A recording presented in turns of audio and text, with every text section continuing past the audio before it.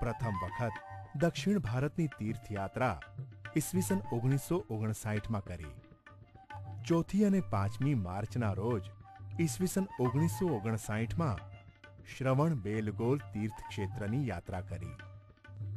અહીં પૂજ્ય ગુરુદેવ શ્રીના અધ્યાત્મ રસમય પ્રવચનો સાંભળીને તથા તેમના પ્રત્યક્ષ પ્રભાવના ઉદયને નિહાળીને ત્યાંના ભટ્ટારક શ્રી ચારુકીર્તિએ પ્રમોદપૂર્વક કહ્યું, સ્વામીજી, શ્રી ભદ્રબાહુ સ્વામી 12,000 શ્રમણ શિષ્યો સાથે અત્રે પધારેલા, ત્યારે જે ધર્મ પ્રભાવના થયેલી તેવી જ ધર્મની પ્રભાવના આપના સંઘ સહિત પધારવાથી અહીં દક્ષિણ ભારતમાં થઈ છે. ત્યારબાદ શ્રી કુંદકુંદ પ્રભુની તપોભૂમિ પુન્નુરધામ અને તેમનું સમાધિ સ્થળ કુંદાદ્રીની પણ યાત્રા અતિશય ભક્તિપૂર્વક કરી.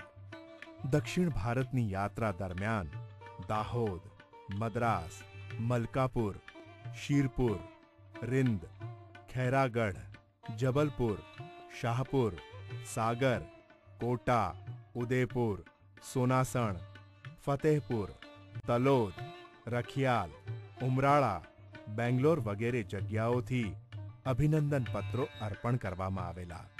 तारीख 14મી मार्च ईस्वीसन 1959 दिवसे ज 6 जुदी जुदी जग्याओएथी आ संत पुरुषने अभिनंदन पत्रों अर्पण करवामां आवेला.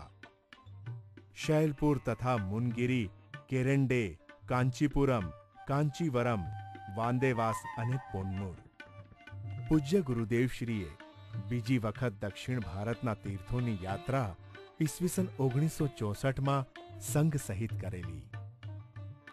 आ बधी यात्रा विहार दरमियान लाखों जिज्ञासु जीवोए आ सिद्ध पदना साधक संतना दर्शन अने अमृतमय वाणीनो अनुपम लाभ लीधेलो.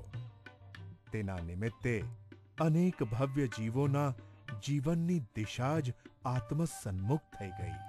वितराग मार्ग प्रभावक कहान गुरुए आखा भारत देश में वितराग प्रणित सतधर्मनो डंको वगाड्यो. जिन शासन प्रभावक संत पूज्य श्री कांजी स्वामीना मंगल प्रभावना उदयनु तथा भगवान महावीरना वितरागी शासननी गौरव भरी गाथानु अत्यंत संक्षिप्त वर्णन समझवू. कुमारिका बहनोनी ब्रह्मचर्य प्रतिज्ञा. ईस्वीसन 1952 में श्री गोगीदेवी दिगंबर जैन श्राविका ब्रह्मचार्याश्रमનું ઉદ્ઘાટન શેઠ શ્રી વચ્છરાજજી ગંગવાલના સુહસ્તે થયું. ઈસવીસન 1956 માં એક સાથે 14 કુમારિકા બહેનોએ આત્મકલ્યાણના હેતુથી જ બ્રહ્મચર્ય પ્રતિજ્ઞા લીધી. પૂજ્ય બેન શ્રી જેવા મહાન વૈરાગી ધર્માત્માની છત્રછાયામાં નિરંતર જ્ઞાન અને વૈરાગ્યનું સિંચન થાય છે. તેમજ માતા જેવી વાત્સલ્યવંત હૂંફ તે બહેનોના જીવનમાં મહાન શરણરૂપ છે. વિકલ્પ આવવો જ જોઈએ એવો સિદ્ધાંત નથી હોતો.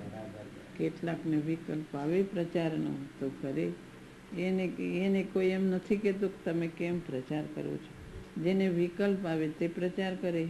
કોઈને એમ પણ થાય, દરેક એક જાતના જીવો નથી હોતા. કોઈને એમ થાય કે મારે મારા આત્માનું કરવું છે, તો કોઈ આત્માનું કરવા બેસી જાય, મારે બહારમાં પડવાનું શું કામ છે, એમ પણ કરે. અને કોઈને એમ થાય કે ગુરુદેવની વાણીનો પ્રચાર થાય તો એમ કરે. દરેકના પરિણામ એક જાતના, શુભ ભાવો એક જાતના આવતા નથી. આદરણીય પંડિત શ્રી હિંમતભાઈએ પોતાના વિશિષ્ટ વક્તવ્યમાં ભાવભીની મંગલ કામના વ્યક્ત કરી. ત્યારબાદ 8 કુમારિકા બહેનો અને પછી 9 કુમારિકા બહેનોના એક સાથે બ્રહ્મચર્ય પ્રતિજ્ઞાના મંગલ પ્રસંગો બન્યા. તેમાં હિન્દી પ્રાંતમાંથી પણ અનેક બહેનો છે. ઈસવીસન 1980ના ઓક્ટોબર માસમાં પૂજ્ય બેન શ્રી બેનની શીતળ છાયામાં 71 બાલ બ્રહ્મચારી બહેનો પોતાના આત્મકલ્યાણ માટે રહેતી હતી. મંગલકારી જન્મ જયંતિ મહોત્સવો. ઈસવીસન 1948 થી જન્મ મરણના નાશક પૂજ્ય ગુરુદેવ શ્રી કાંજી સ્વામીની મંગલકારી જન્મ જયંતિના મહોત્સવો શરૂઆતમાં સૌરાષ્ટ્ર ગુજરાતના ગામે ગામમાં ઉજવવાની શરૂઆત થઈ ગઈ. ત્યારબાદ મુંબઈ અને કલકત્તામાં પણ ઉજવવામાં આવતી. મુંબઈમાં ઝવેરી બજાર, દાદર, ઘાટકોપર અને મલાડ એમ વિધ મુમુક્ષુ મંડળો જન્મ જયંતિ ઉજવતા.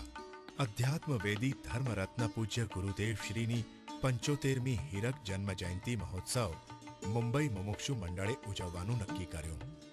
આઝાદ મેદાનમાં મહાવીર નગરનો મંડપ અનેરા આકર્ષણોથી શોભતો હતો.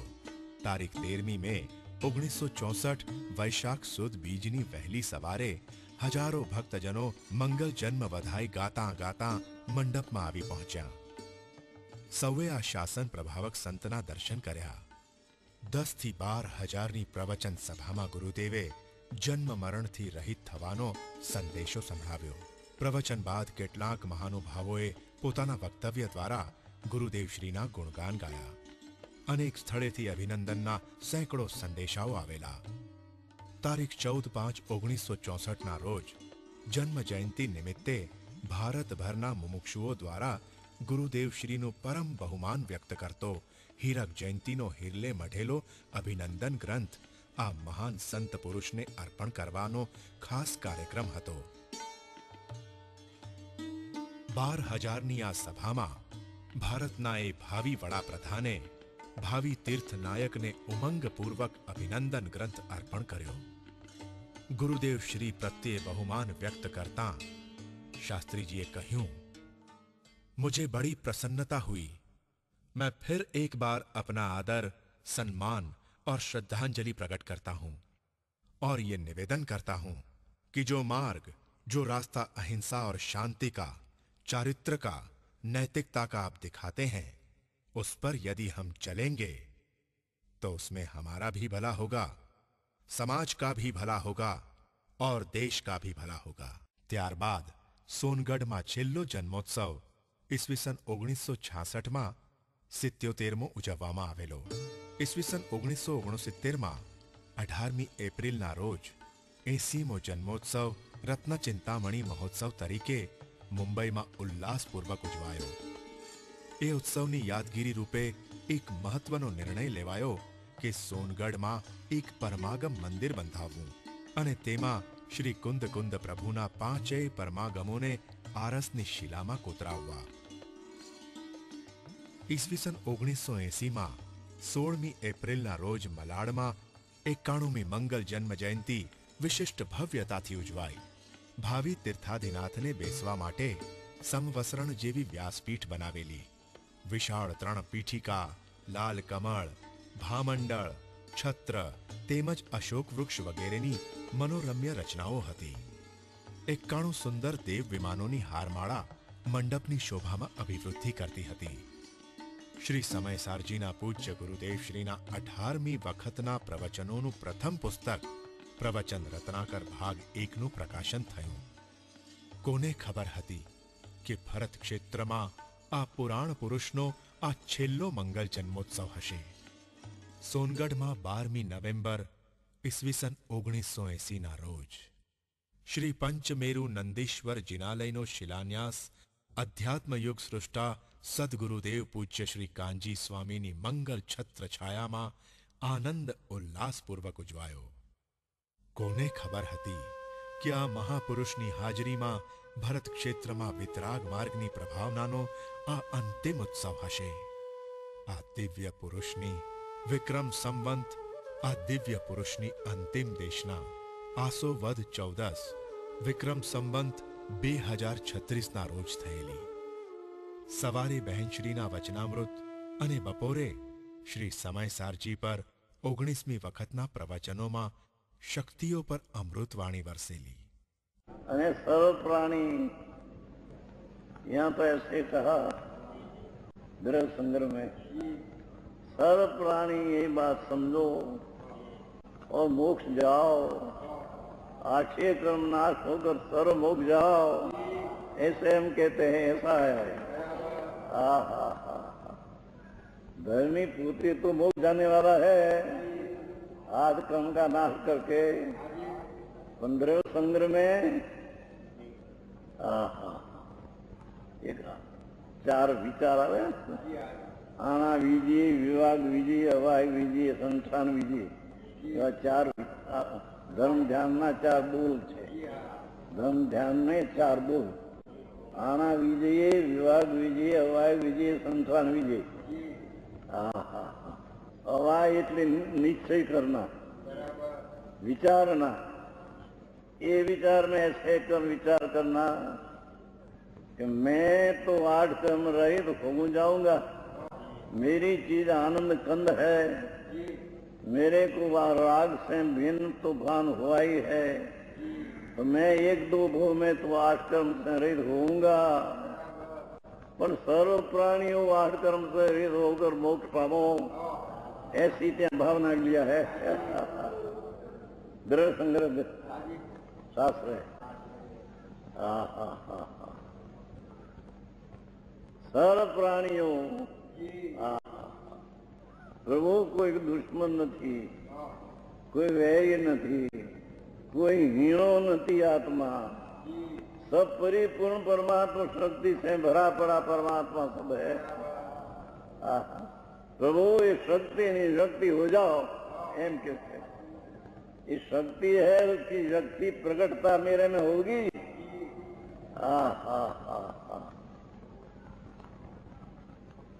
तो सब प्राणी की शक्ति की व्यक्ति हो जाओ, कोई दुखी न रहो.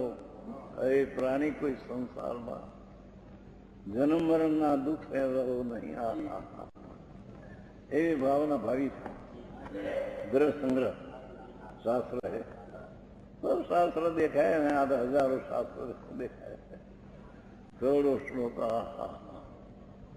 हवाई विजय में आ लिया है. 38 गाथा समय साल में पण ऐसा लिया है कि हम कहते हैं समझ कर प्रभु तुम अप्रतिहत श्रोता, अप्रति केवा अबुद्धता, श्रोता अबुध तो उसने गुरु ने समझाया कि आत्मा आनंदमय है, राग से भिन्न. ये समझे और समझे कि इतना ऐसे समझा, ऐसा पाठ है. તારીખ 27મી નવેમ્બર 1980 ના રોજ આ પ્રબળ પુરુષાર્થી આત્મજ્ઞ સંત પુરુષ દેહનું, બીમારીનું અને મુમુક્ષુ સમાજનું પણ લક્ષ્ય છોડી પોતાના જ્ઞાયક ભગવાનના અંતર્ધ્યાનમાં એકાગ્ર થયા. ધ્રુવધામની ધૂણી ધખાવી અતીન્દ્રિય આનંદકંદ નિજ પરમાત્મા તત્વમાં લીન થયા. આ મહાપુરુષે એક મંત્ર આપ્યો, સહજાત્મ સ્વરૂપ સર્વજ્ઞ દેવ પરમ ગુરુ. પોતાનો આત્મા જ સર્વજ્ઞ દેવ અને પરમ ગુરુ છે. સર્વજ્ઞ થવાની શક્તિ દરેક આત્મામાં છે. તે કેવી રીતે પ્રગટ થાય એનો માર્ગ આ સંત પુરુષે આપણને બતાવ્યો છે. તારીખ 28મી નવેમ્બર 1980 ના રોજ શુક્રવારે સાંજે આકાશનો સૂર્ય સૌમ્ય થયો, ઉદાસીનતાપૂર્વક અસ્ત થયો. તે જ વખતે આ ભરત ક્ષેત્રનો સૂર્ય કે જે પોતાના મતિ જ્ઞાનના બળે કેવળ જ્ઞાનને બોલાવતો હતો, તે કહાન સૂર્યે ચીર પ્રયાણ કર્યું. ઝાડ પાન સ્થિર થઈ ગયા, પશુ પક્ષી મૌન થઈ ગયા. કુદરતમાં કરુણતા ચારે બાજુ દ્રષ્ટિગોચર થતી હતી. જુઓ કેવો મેળ છે. સૂર્યોદયના સમયે જેનો ભરત ક્ષેત્રમાં જન્મ થયો, અધ્યાત્મ માર્ગની પ્રભાવનાનો ઉદય 16 કળાએ ખીલી ઉઠ્યો અને સૂર્યાસ્તના સમયે આ દિવ્ય વિભૂતિ ભરત ક્ષેત્રમાંથી સ્વર્ગપુરીમાં પહોંચી ગઈ.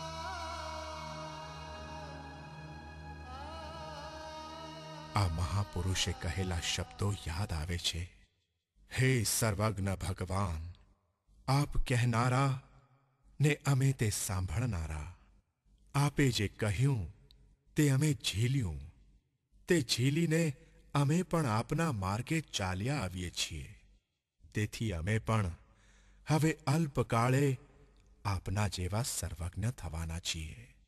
સર્વજ્ઞ પદના સાધક સંત સર્વજ્ઞ પદને અલ્પકાળમાં સાધવા અહીંથી ચાલ્યા ગયા. મુક્તિપુરીના પંથે પ્રયાણ કર્યું. ભરત ક્ષેત્રના જીવોના પુણ્ય એકાએક લુપ્ત થઈ ગયા.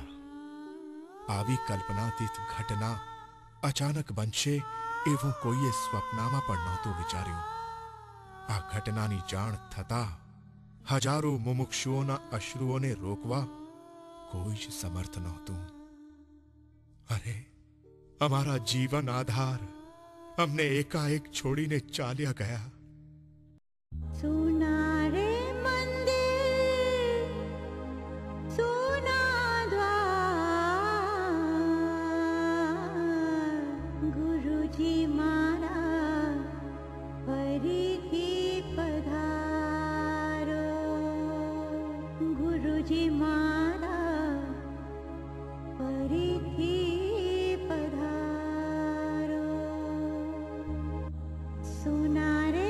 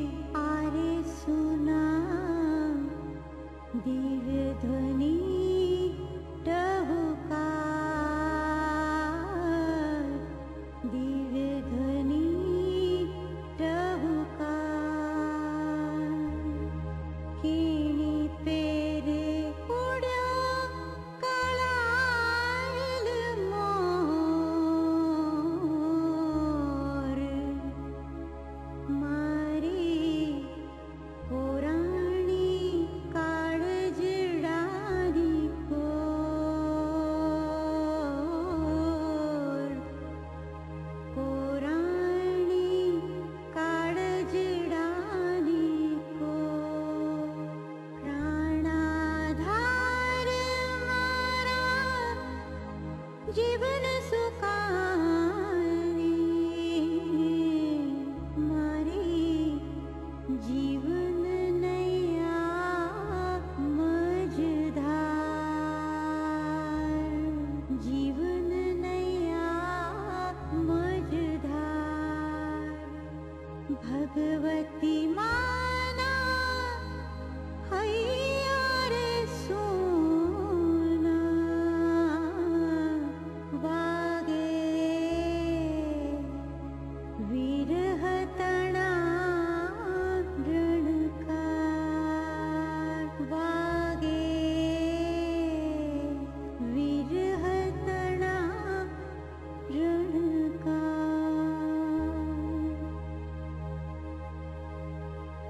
गुरुजी मारा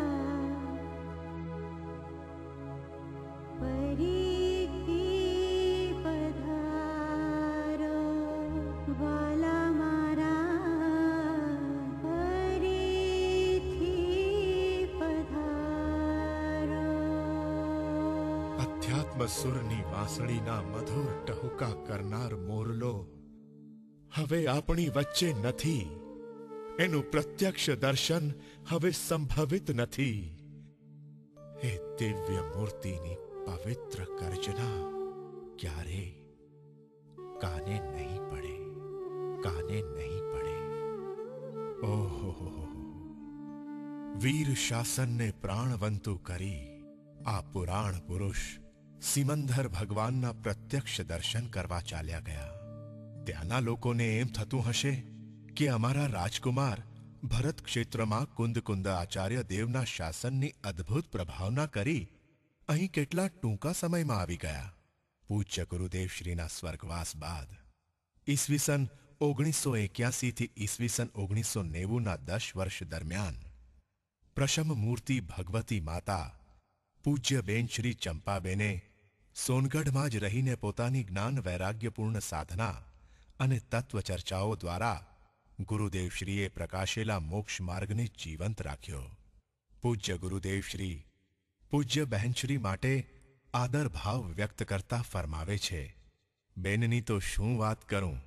એમની નિર્મળ દ્રષ્ટિ અને નિર્વિકલ્પ સ્વાત્માનુભૂતિ આ કાળે અજોડ છે. આ ચંપાબેનનું જ્ઞાન તે અલૌકિક જ્ઞાન છે. આત્મજ્ઞાન સહિતનું જાતિસ્મરણ જ્ઞાન છે. શ્રી કુંદ આચાર્યદેવ વિદેહમાં ગયા હતા, તેના કોણ સાક્ષી છે? સાક્ષી આ ચંપાબેન બેઠા છે તે છે. એ તો અંદરથી જ ઉદાસ છે. તેમને વિશે વિશેષ શું કહું? અમારે મન તો તે ભારતનું ધર્મરત્ન, જગદંબા, ચૈતન્ય રતન, ધર્મમૂર્તિ છે. હિન્દુસ્તાનનો ચળકતો તારો છે. એમના જેવા દુનિયામાં કોઈ સ્ત્રી નથી. સ્ત્રીઓના મહાભાગ્ય છે કે આવા કાળમાં, આવા મિથ્યાત્વના જોરના કાળમાં એમનો અહીં જન્મ થયો. એ તો જે બહુમાન કરશે એમના મહાભાગ્ય છે.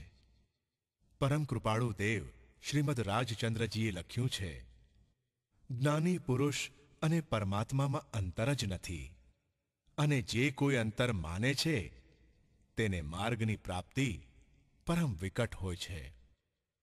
અર્થાત જે પોતાના શ્રદ્ધાનમાં જ્ઞાની પુરુષ, ભલે પછી તે મનુષ્ય હોય કે તિર્યંચ હોય, બાળક હોય કે વૃદ્ધ હોય, સ્ત્રી હોય કે પુરુષ હોય, તેનામાં અને પરમાત્મામાં તફાવત માને છે, તેને મોક્ષના માર્ગની પ્રાપ્તિ અત્યંત દુર્લભ છે. સત્પુરુષ જ પરમેશ્વર છે એવો નિઃશંક અભિપ્રાય જ ઉત્કૃષ્ટ ધર્મ છે, અને તે જ સત્પુરુષ પ્રત્યેની અર્પણતા અને ભક્તિ છે. બહેન શ્રી ચંપાબેન મંગલ મૂર્તિ કહાન ગુરુનો મહિમા પ્રગટ કરતા કહે છે, પૂજ્ય ગુરુદેવ શ્રીનું દ્રવ્ય તો અનાદિ મંગળરૂપ તીર્થંકરનું દ્રવ્ય હતું. પૂજ્ય ગુરુદેવ ભગવાન હતા. બધાને જગાડવા માટે તેમણે અહીં અવતાર લીધો. આ કાળે આ ભરત ક્ષેત્રમાં ગુરુદેવે પોતાની જાતે જ છુપાયેલો મોક્ષ માર્ગ શોધીને બીજાને તે માર્ગ સમજાવી અપૂર્વ ઉપકાર કર્યો છે.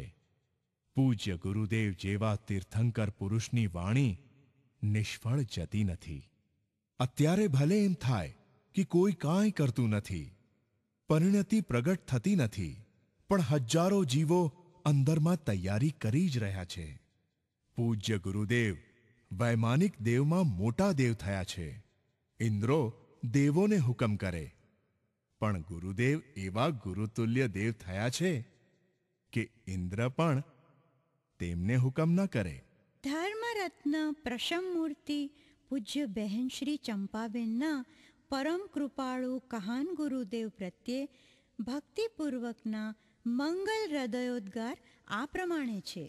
પરમ કૃપાળુ કહાન ગુરુદેવનો આ પંચમ કાળમાં અદ્વિતીય અવતાર છે, જેમના દર્શન અને અમૃતમય વાણી ભગવાનના વિરહને ભૂલાવે એવી છે, જેમની વાણીની અનુપમ ધારા ચૈતન્યને પલટાવે એવી અદ્ભુત છે.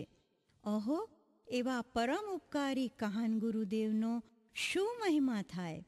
આવા કાળે પરમ પૂજ્ય ગુરુદેવ શ્રીએ આત્મા પ્રાપ્ત કર્યો, તેથી પરમ પૂજ્ય ગુરુદેવ એક અચંબો છે. આ કાળે દુષ્કરમાં દુષ્કર પ્રાપ્ત કર્યું, પોતે અંતરથી માર્ગ પ્રાપ્ત કર્યો અને બીજાને માર્ગ બતાવ્યો. તેમનો મહિમા આજે તો ગવાય છે, પરંતુ હજારો વર્ષો સુધી પણ ગવાશે. તીર્થંકર ભગવંતોએ પ્રકાશેલો દિગંબર જૈન ધર્મ જ સત્ય છે, એમ ગુરુદેવે યુક્તિ ન્યાયથી સર્વ પ્રકારે સ્પષ્ટપણે સમજાવ્યું છે. માર્ગની ઘણી છણાવટ કરી છે.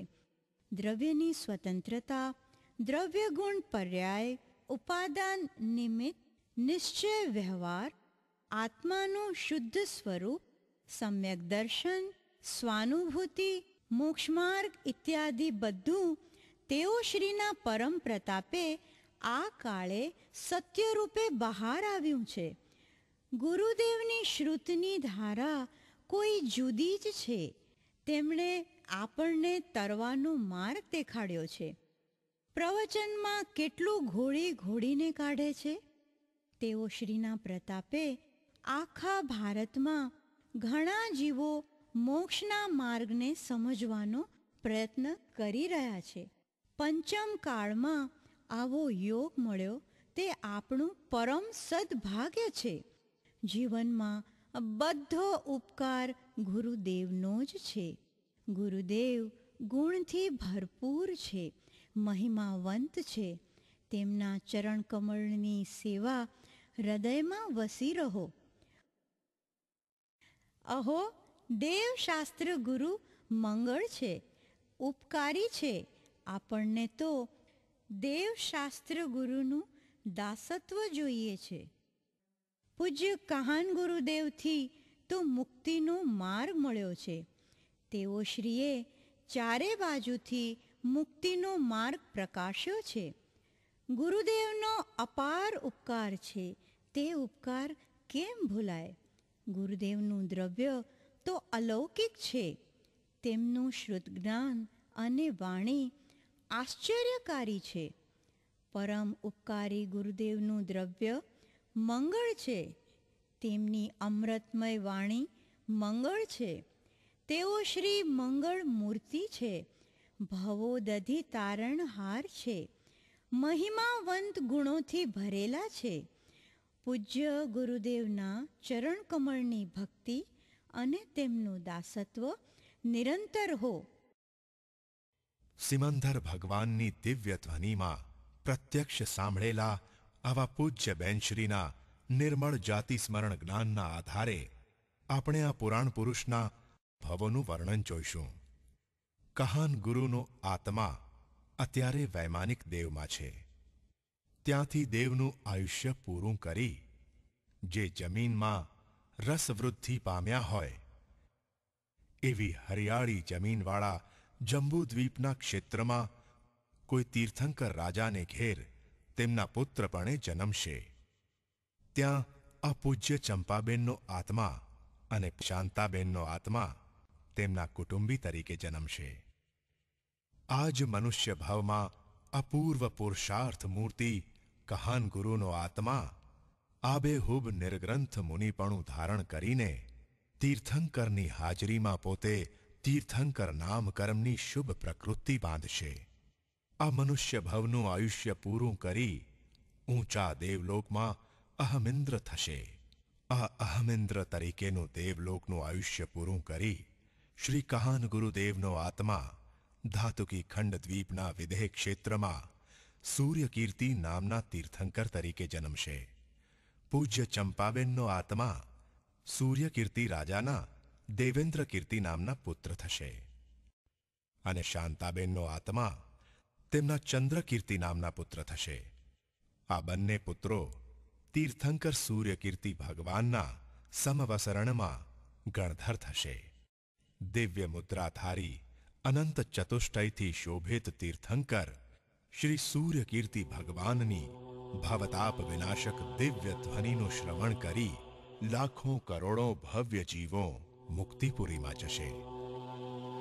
અંતે તીર્થંકર તરીકેનું આયુષ્ય પૂર્ણ થતાં આ પરમ પવિત્ર પુરુષનો આત્મા ત્રિકાળ મંગળરૂપ દ્રવ્ય અશરીરી સિદ્ધપદને પામશે. કહાન ગુરુને જગતના બધા જ જીવો પ્રત્યે નિષ્કારણ કરુણાશીલતા વર્તતી હતી. બધા જીવો આ પરમ તત્વને સમજે અને અવિનાશી સુખ પામે એવી તીર્થંકરના જીવ જેવી જ ઉદાત્ત ભાવના હતી. કહાન ગુરુનું પવિત્ર જીવન આપણને આત્માની આરાધના કરવાની પ્રેરણા આપે છે. જેણે સ્વપ્નમાં પણ સમ્યક્ત્વને મલિન કર્યું નથી એવા પુણ્ય અને પવિત્રતામાં પૂરા આ પ્રતાપવંત પુરુષ જયવંત વર્તો. આ મહાપુરુષ પ્રત્યે તને અંતરમાં પૂજ્ય ભાવ છે? આ મહાન પુરુષની સાથે ને સાથે રહેવાની ભાવના છે? આ મહાપુરુષ તીર્થંકર થશે ત્યારે તેમના સમવસરણમાં કેવળ જ્ઞાન પ્રાપ્ત કરવાની તીવ્ર ઝંખના છે? તો હજુ પણ સમય છે. આધ્યાત્મિક સંત પુરુષની યશોગાથામાં આવેલા પ્રશ્નોના ઉત્તરો જોઈતા હોય તો ભારત દેશના ગુજરાત રાજ્યના ભાવનગર જિલ્લામાં આવેલી તેઓ શ્રીની સાધના ભૂમિ સુવર્ણપુરી સોનગઢમાંથી મળી શકે છે. ભવ્ય જીવોએ હવે વાયદા કર્યા વિના અત્યારે જ નિજ ચૈતન્ય તત્વની રુચિ કરી અપૂર્વ પુરુષાર્થ કરવો જોઈએ. અમે આ મહાન આધ્યાત્મિક સંત પુરુષનું હૃદય અને અંતરંગ ભાવના બતાવવાનો યત્કિંચિત પ્રયાસ કર્યો છે. આ સંત પુરુષની યશોગાથાના થોડાક જ પ્રસંગોને બતાવી શક્યા છીએ. આ ગુણિયલ સંત પુરુષના ગુણોનું વર્ણન કરવા પૃથ્વી જેટલો કાગળ લઈએ, સાગરના જળ જેટલી શાહીથી લખીએ તો પણ તેનું પૂરું વર્ણન થઈ શકે એમ નથી. આ યશોગાથામાં જે કંઈ સારું છે તે આ મહાપુરુષનું જ છે. જે કાંઈ ક્ષતિ રહી ગઈ હોય તે અમારી અલ્પજ્ઞતાના કારણે જ છે. તો એ ક્ષતિઓ બદલ અમો આપની ક્ષમા માંગીએ છીએ. ગુરુજી મા